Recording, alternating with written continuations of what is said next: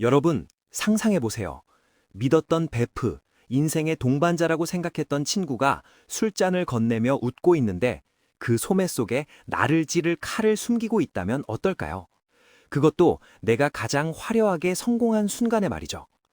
오늘 우리가 만날 주인공은 완도 앞바다를 넘어 동북아시아의 경제 지도를 바꿨던 사나이.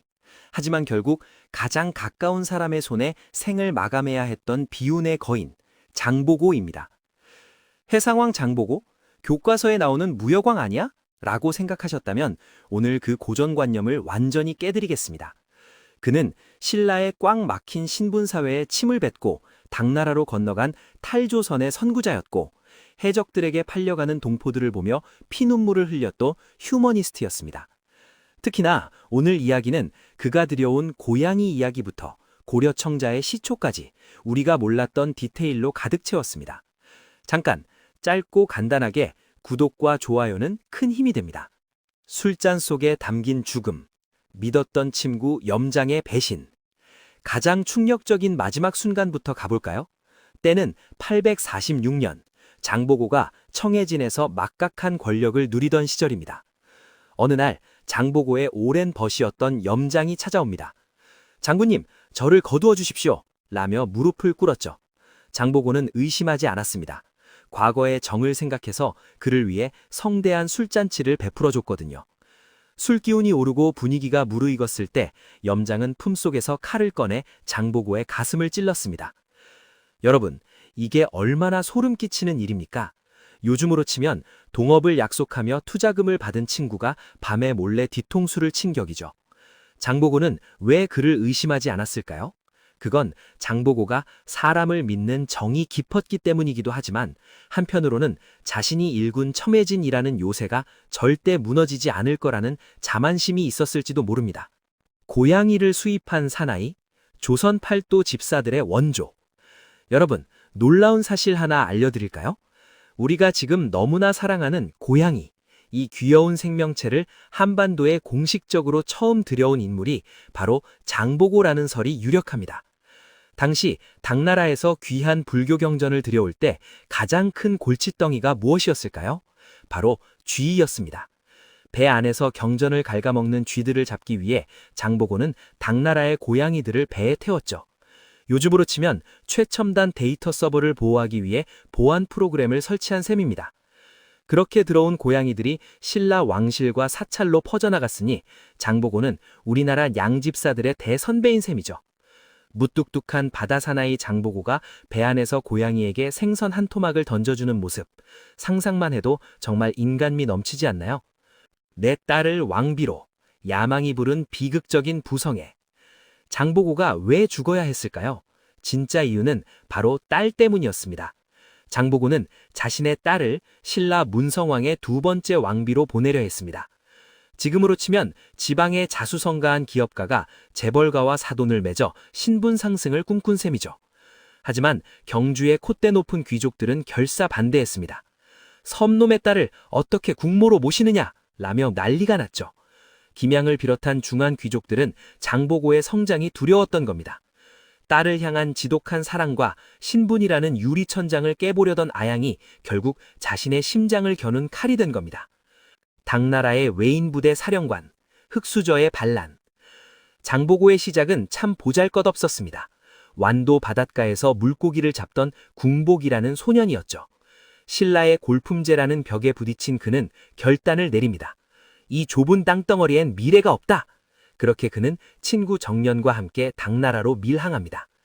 요즘으로 치면 고졸 출신 청년이 무작정 미국으로 건너가 용병으로 자원한 격이죠. 그런데 거기서 김장보고, 즉 장보고는 실력 하나로 무령군 소장이라는 높은 자리에 오릅니다. 수천 명의 당나라 군사를 지휘하는 외국인 사령관이라니 상상이 가시나요? 인신매매 범들을 소탕하라. 눈물의 청해진 건설.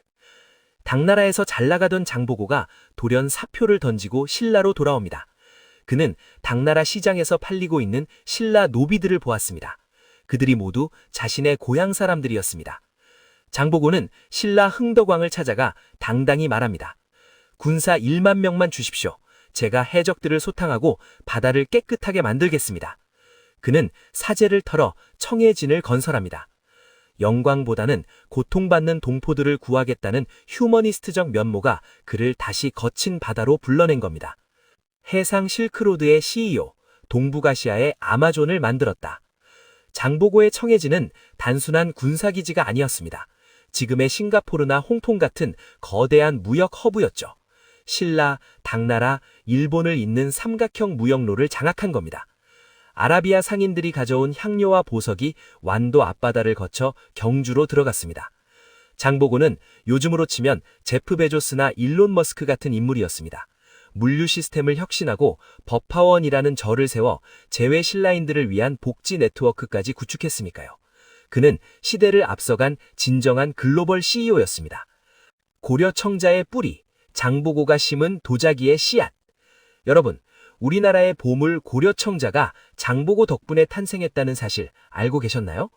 장보고는 당나라의 선진 기술이었던 월주요의 청자 제작 기술과 장인들을 청해진 근처, 즉 전남 강진 등으로 대거 들여왔습니다.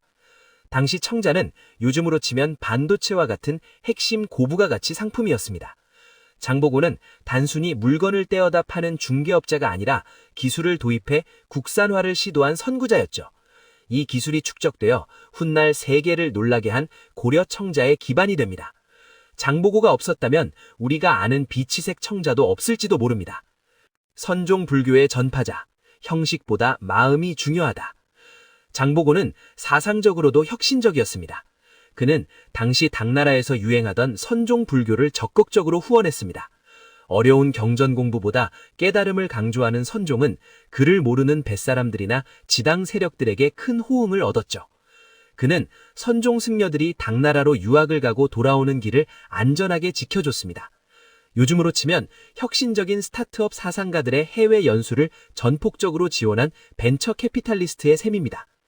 이 선종 사상은 훗날 고려를 세우는 지방 호족들의 정신적 지주가 됩니다. 일본의 구세주, 일본 승려 엔닌이 기록한 장보고. 장보고의 영향력은 바다 건너 일본까지 뻗어 있었습니다. 일본의 유명한 승려 엔닌은 장보고의 도움 없이는 당나라 유학을 마칠 수 없을 정도였죠. 엔닌은 자신의 일기에 장보고의 법화원을 동방의 성지라고 극찬했습니다. 일본 입장에선 장보고가 단순한 무역업자가 아니라 선진 문물을 전달해주는 문화의 신처럼 보였을 겁니다.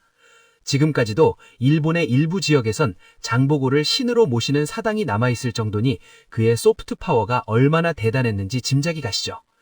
친구 정년과의 갈등과 화해, 질투보다 깊은 우정. 장보고의 곁에는 늘 라이벌이자 친구인 정년이 있었습니다. 당나라 시절 두 사람은 실력이 막상막하였지만 장보고가 조금 더 앞서 나갔죠. 정년은 이에 질투를 느끼고 잠시 장보고를 떠나 방황합니다. 하지만 정년이 굶주리고 헐벗었을 때 장보고는 아무 조건 없이 손을 내밀었습니다. 친구야, 같이 가자. 요즘 말로 하면 나를 배신하고 나간 동업자가 쫄딱 망해서 돌아왔을 때 조용히 밥 한 끼 사주며 다시 이사 자리를 내준 셈입니다. 장보고는 칼보다 무서운 게 사람의 마음이라는 걸 알고 있던 리더였습니다. 금지된 사랑, 당나라 여인과의 애틋한 로맨스. 역사의 행간을 읽어보면 장보고의 가슴 시린 사랑 이야기도 짐작할 수 있습니다. 당나라 서주 시절 그는 현지의 유력하 여인과 깊은 사랑에 빠졌다는 설화가 전해집니다. 신분이 낮은 이방인 장수와 당나라 귀족 여인의 만남. 하지만 장보고는 고국으로 돌아와야 했습니다. 항구에서 이별하며 그는 무슨 생각을 했을까요? 지도가 완성되면 바다가 평화로워지면 다시 오겠소 라고 약속했을지도 모릅니다. 하지만 그는 끝내 돌아가지 못했습니다. 그의 지독한 일중독은 어쩌면 이별의 아픔을 잊기 위한 도피처였을지도 모릅니다. 신라판 왕좌의 게임, 킹메이커의 선택. 장보고는 단순히 장사꾼이 아니었습니다. 신라 왕실의 왕위 다툼에 깊숙이 관여한 킹메이커였죠. 기무징, 즉 신무왕이 권력 다툼에서 밀려서 청해진으로 도망쳐 왔을 때 장보고는 그를 보호하고 군대를 빌려주어 왕위에 오르게 도와줍니다. 성공하면 1등 공신이지만 실패하면 역적이 되는 위험한 도박. 장보고는 성공했습니다. 하지만 그 성공이 독이 되었습니다. 왕을 만든 자의 권력이 너무 커지자 왕실은 감사함 대신 공포를 느끼기 시작한 겁니다. 사냥이 끝나면 사냥개를 삶는다는 토사푸갱의 비극이 시작된 거죠. 장보고의 연봉은 얼마였을까요? 짐작조차 안 되는 부. 청해진의 전성기 시절 장보고의 자산은 신라 국가 예산에 맞중할 정도로 추정됩니다. 수천 척의 배와 1만 명의 사병, 그리고 전 세계에서 들어오는 중개 무역 수수료. 지금의 자산 가치로 환산하면 수십조 원대의 자산가였을 겁니다. 하지만 그는 그 돈을 개인의 사치에 쓰지 않았습니다. 강력한 함대를 구축하고 신식 무기를 개발하며 바다의 질서를 유지하는 데 쏟아부었죠. 그는 돈을 벌 줄도 알았지만 그 돈을 어디에 써야 가치가 생기는지를 아는 품격 있는 부자였습니다. 비정상적인 죽음과 청해진의 파괴. 장보고가 염장에게 암살당한 뒤 신라 왕실은 기다렸다는 듯이 청해진을 폐쇄합니다. 한 남자의 죽음으로 동북아 무역의 허브가 신기로처럼 사라진 겁니다. 이건 국가적으로 엄청난 손실이었습니다. 요즘으로 치면 삼성이 망했다고 해서 반도체 공장을 다 부수고 직원들을 시골로 쫓아버린 셈이니까요. 귀족들의 시기심이 국가의 미래를 망친 대표적인 사례입니다. 장보고의 죽음은 신라가 해상 강국의 지위를 잃고 몰락하는 결정적인 계기가 되었습니다. 에필로그. 완도바다에 살아있는 장보고의 꿈. 여러분, 오늘 장보고의 파란만장한 이야기를 들으며 어떤 생각이 드셨나요? 장보고는 죽었지만 그가 들여온 고향이부터 그가 씨앗을 심은 청자의 색깔까지 그의 흔적은 우리 삶 곳곳에 남아 있습니다. 실패와 배신으로 끝난 비극적인 삶처럼 보일지 모르지만 그는 포기하지 않으면 바다 너머에 길이 있다는 것을 온몸으로 증명했습니다. 인생의 거친 파도 앞에서 주저앉고 싶을 때 완도 앞바다를 바라보며 해적을 소탕하던 장보고의 용기를 떠올려 보시길 바랍니다.